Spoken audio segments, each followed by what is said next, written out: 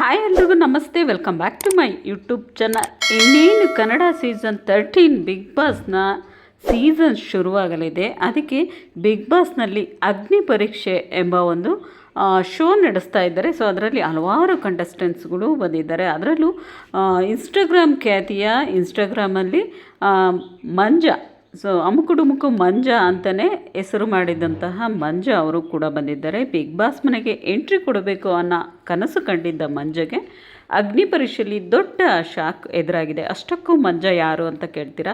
ಇನ್ಸ್ಟಾಗ್ರಾಮ್ನಲ್ಲಿ ತಮ್ಮದೇ ಆದ ಕಾಂಟ್ರವರ್ಸಿ, ತಮ್ಮದೇ ಆದ ಸಿಗ್ನೇಚರ್ ಡೈಲಾಗ್ಗಳ ಮೂಲಕ ಗಮನ ಸೆಳೆದಿದ್ದ ವ್ಯಕ್ತಿ ಈ ಮಂಜ. ಆದರೆ ಬಿಗ್ ಬಾಸ್ ಅಗ್ನಿ ಪರೀಕ್ಷೆಯ ಸ್ಟೇಜ್ನಲ್ಲಿ ನಡೆದಿದ್ದು ಮಾತ್ರ ಸಂಪೂರ್ಣ ಬೇರೆ ಕತೆ.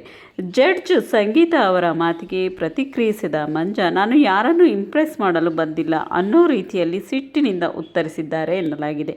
ಮಾತಿಗೂ ಪರಿಸ್ಥಿತಿ ಬಿಗಡಾಯಿಸಿ ಕೊನೆಗೆ ಮಂಜ ಸ್ಟೇಜ್ನಿಂದಲೇ ಹೊರಟು ಹೋಗಿದ್ದಾರೆ. ಇಲ್ಲಿ ಪ್ರೇಕ್ಷಕರಿಗೆ ಒಂದು ಪ್ರಶ್ನೆ ಹುಟ್ಟಿದೆ. ಈ ಮಂಜನ ವರ್ತನೆಯೇ ಆತನ ರಿಯಾಕ್ಷನ್ಗೆ ಕಾರಣವಾಯಿತಾ? ಜಡ್ಜಸ್ಗಳು ನೋಡಿದ್ದು ಮಂಜನ ಟ್ಯಾಲೆಂಟ್ ಮಾತ್ರವಲ್ಲ, ಬಿಗ್ ಬಾಸ್ ಮನೆ ಒಳಗೆ ಆತ ಹೇಗೆ ವರ್ತಿಸಬಹುದು ಅನ್ನೋದನ್ನು ಗಮನಿಸಿದ್ದಾರೆ. ಸೊ ತನ್ನ ಮಾತಿನ ಮೇಲೆ ನಿಂತ ಮಂಜ ಜಡ್ಜಸ್ಗಳ ನಿರ್ಧಾರವನ್ನು ಅರ್ಥ ಮಾಡಿಕೊಳ್ಳದೆ ಸಿಟ್ಟಿನಿಂದ ಹೊರಟು ಹೋದ್ರ, ಅಥವಾ ಇದು ಕೂಡ ಮಂಜನ ಸ್ಟೈಲ್ ಒಂದು ಭಾಗನ? ಬಿಗ್ ಬಾಸ್ ಅಗ್ನಿ ಪರೀಕ್ಷೆ ಶುರುವಾಗುತ್ತಿದ್ದಂತೆಯೇ ಮಂಜನ ಎಪಿಸೋಡ್ ಮಾತ್ರ ಈಗ ಭಾರಿ ಚರ್ಚೆಗೆ ಕಾರಣವಾಗಿದೆ.